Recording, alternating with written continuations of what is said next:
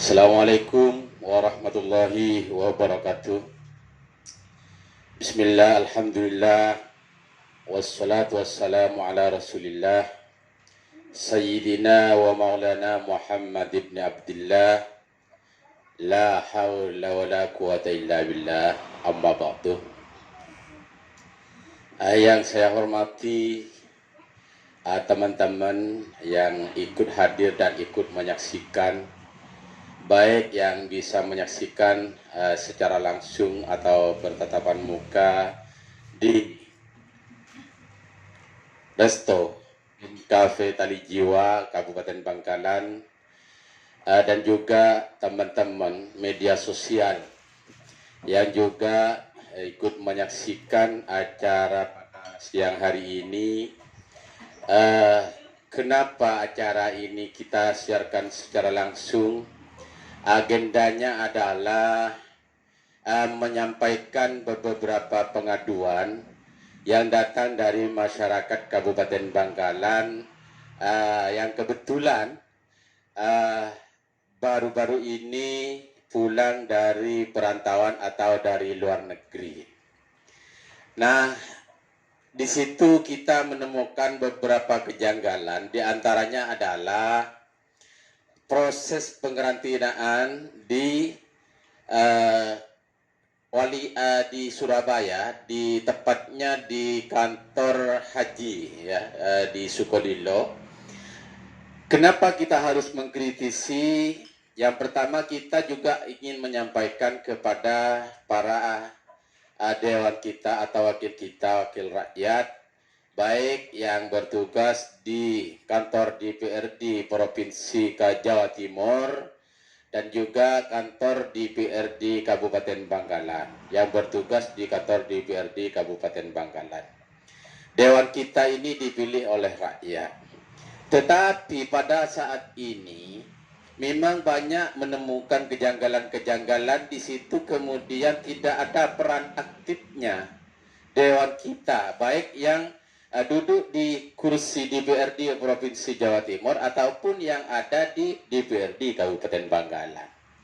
Hal ini patut kita sampaikan bahwa saya mencatat sejak hari ini ya, hingga saat ini ada catatan kita, baik pengaduan yang datang dari desa Kecamatan Keker ya.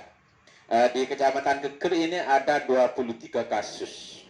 Terus kemudian Kecamatan Kelampis di sini ada 18 kasus.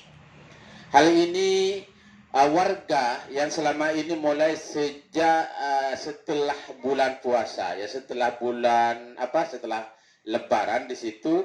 Terus kemudian di Kecamatan Kokop ada 13 kasus.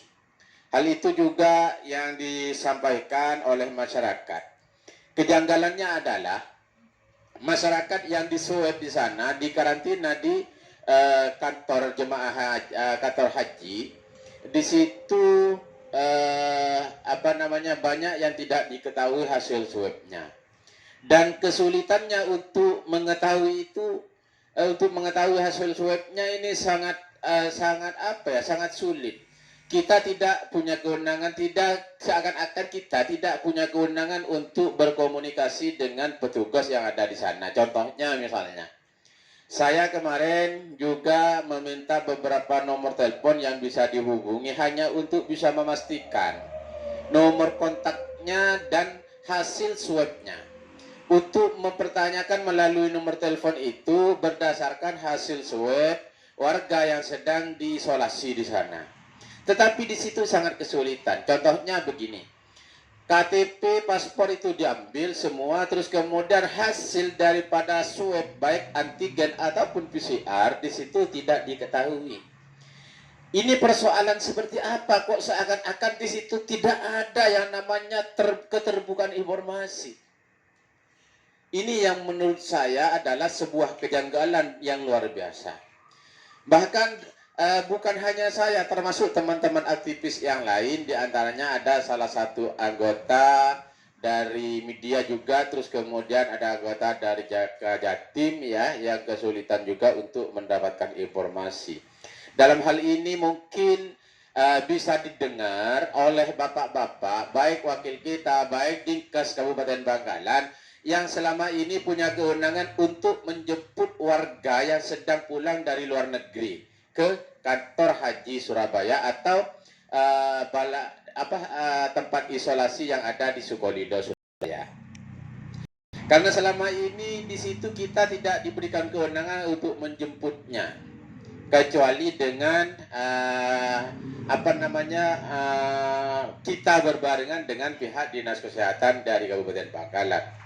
Kalau kemudian kejanggalan-kejanggalan ini tidak dipublikasikan, baik mengetahui secara transparan terkait dengan hasil swabnya atau hasil rapidnya di Sukolilo, maka kemudian masyarakat ini menganggap bahwa isolasi ini seakan-akan ini mengada-ngada, orang tidak sakit di isolasi.